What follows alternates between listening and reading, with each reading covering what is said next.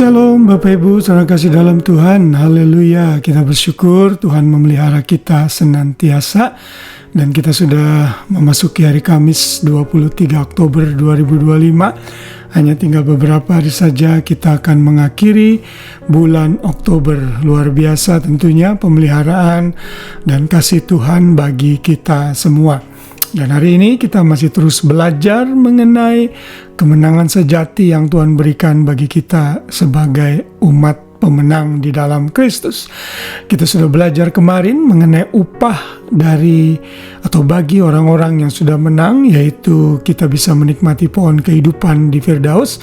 Dan hari ini kita akan belajar upah yang kedua yang kita terima sebagai orang percaya, yaitu kita akan bebas dari kematian kedua. Di mana itu ayatnya? Itu ada di dalam Wahyu pasal 2 ayat 11. Di sana dinyatakan, siapa bertelinga hendaklah ia mendengarkan apa yang dikatakan Roh kepada jemaat-jemaat. Barang siapa menang, ia tidak akan menderita apa-apa oleh kematian yang kedua.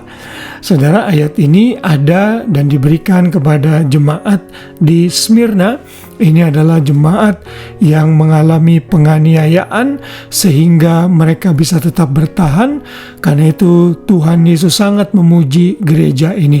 Jemaat Smyrna adalah jemaat yang satu-satunya tidak dikoreksi dosanya, tetapi diberikan pujian kepada mereka.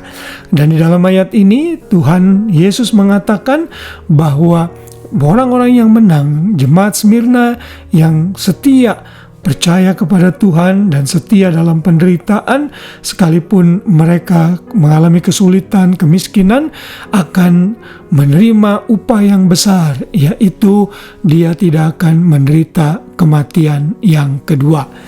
Nah, pertanyaannya adalah apa yang dimaksud dengan kematian kedua? Saudara, di beberapa ayat lain mengenai kematian kedua ini muncul ya, di Wahyu pasal 20 ayat 6, lalu Wahyu pasal 20 ayat 14 dan ayat 18 itu juga memiliki konsep yang sama. Kematian kedua ini adalah kematian yang dialami oleh orang-orang yang tidak mengenal Tuhan, orang-orang yang akan pergi ke penghukuman kekal atau ke neraka. Kematian yang pertama itu adalah kematian secara fisik, di mana orang-orang yang meninggal itu akan mati secara tubuh. Tetapi kalau orang ini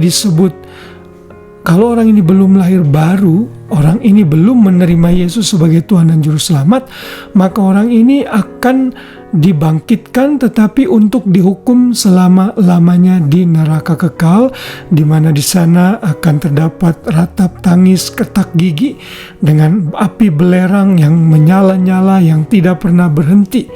Dan syarat kalau orang ingin terlepas dari kematian kedua ini atau maut ini, maka dia harus menerima Yesus sebagai Tuhan dan Juru Selamat.